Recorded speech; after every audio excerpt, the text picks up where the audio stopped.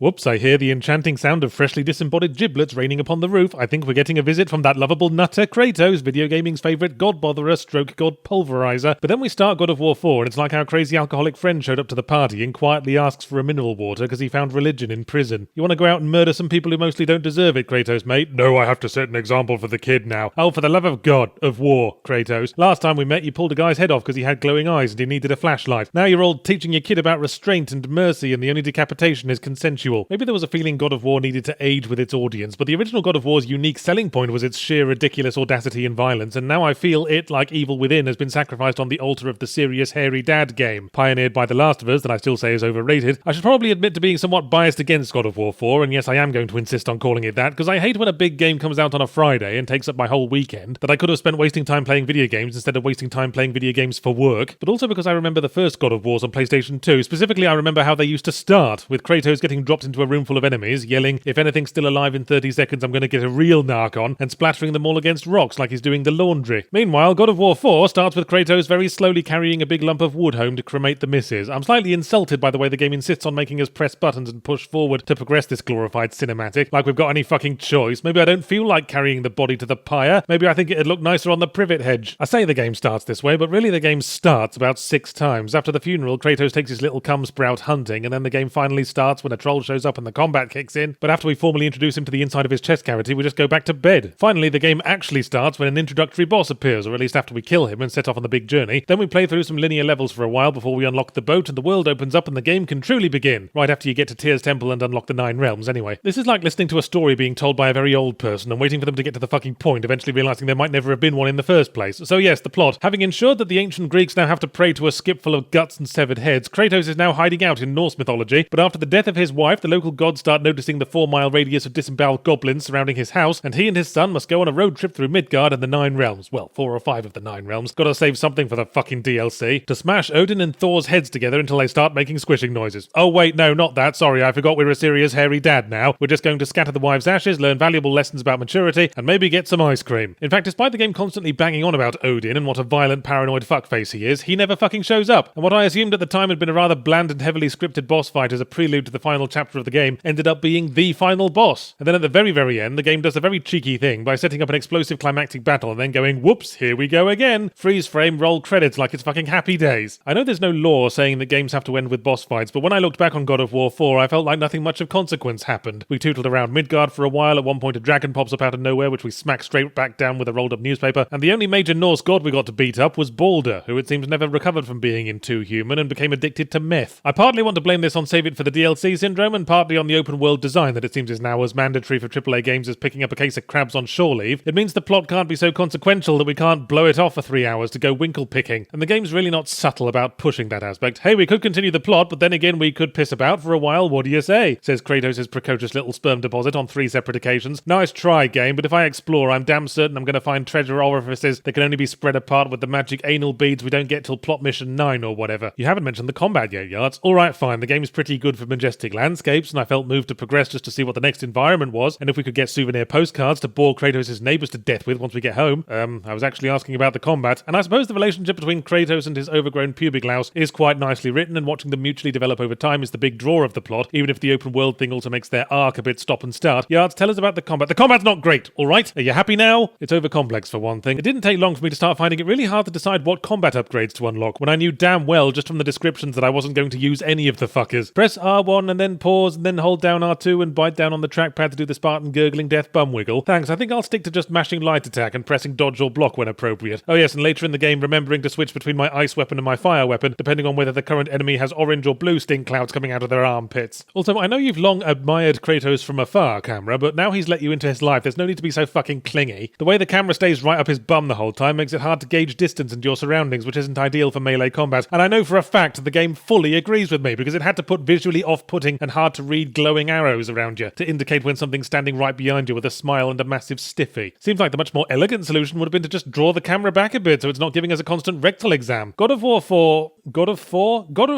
is absorbing and imaginative enough to keep me going and perfectly satisfactory in a vacuum, but I can't help thinking of it as yet another classic series sacrificing some of its unique identity for the sake of making itself more like the standard AAA game of today. Grindy side quests, item crafting, and standard camera bum hugging instead of the arty fixed camera angles overseeing combat like watching a lawnmower blade made inside an overheating tumble dryer. Younger Kratos was never relatable, but he was pretty fucking interesting to watch when he had a narc on and 2 fistfuls of Cyclops nutsack. Serious hairy dad Kratos is more human, but also boring, stuffy, and aloof. Yeah, Kratos really seems like a guy concerned with maintaining his dignity. That's why he coloured in his face with red biro and put on a cheerleading skirt.